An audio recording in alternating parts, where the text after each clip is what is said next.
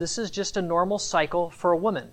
So when we talked about a woman gets to look at a couple different things during her cycle, we see the first 7 days is the menstrual cycle. Usually it's 5 days normal.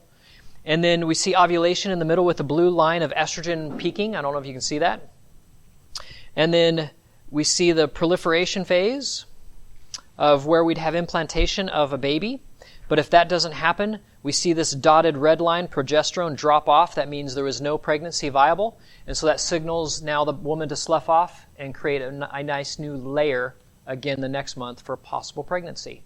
If you're estrogen dominant, which a lot of women are, they'll produce fibroids. They'll continue to proliferate this uterine lining, and they'll have clots every month when they bleed.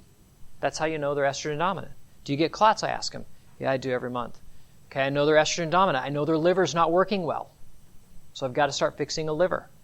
This all comes back to this. So there's many pieces to the puzzle when dealing with endocrine stuff, and we've really covered a lot of ground tonight. And it is, as we go through this, it can be quite almost a spiritual journey too, because you find that I am a different person when my hormones are good and I feel good. I'm just a better me. And that becomes really rewarding. So those are things coming. Last thing I talked about cholesterol. I included at the very end just to show you kind of what cholesterol does in the human body, to not be fearful of it. To go into a doctor's appointment where they have a lipid panel and you have a 250 cholesterol and you know it's not a big deal, because it isn't. The only number I really care about on a lipid panel is your triglycerides. That is sugar in the blood tearing down your blood vascular system, and that is a heart problem waiting to happen.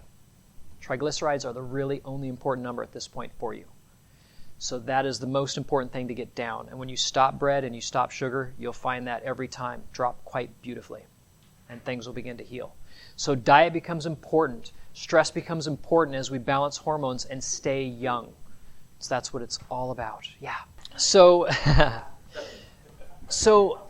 better sex. If I'm a guy and I don't have enough testosterone because I'm too busy converting all my testosterone to cortisol because I'm under so much pressure, I can't get an erection, I can't maintain good sperm count, I can't even have a good climax as a man.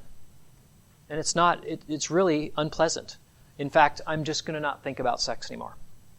If you're a woman, then again, the hypothalamus is going to produce oxytocin and pitocin, the things that lend towards actually producing an orgasm.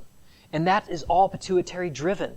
And so the hypothalamus and pituitary are very important when it comes to that. But if I'm under so much stress that I can't do that, I'm not going to worry about you trying to have a good time, because that's not what I'm here for. I'm just trying to make it day to day.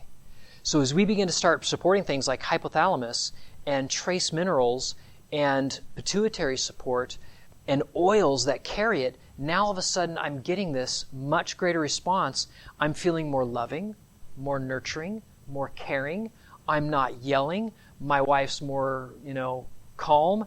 I'm more calm, and my husband is now more calm because I'm more calm. All these things begin to lend towards a much more amazing experience in life.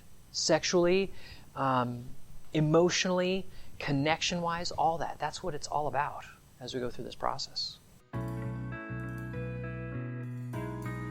Thanks for listening. If you have any questions or comments, you can reach Dr. Munson at 360-893-8586 or email him at chiroman@dr.com. That's chiroman@dr.com. Check out our current workshop schedule on Facebook at Infinity Whole Health.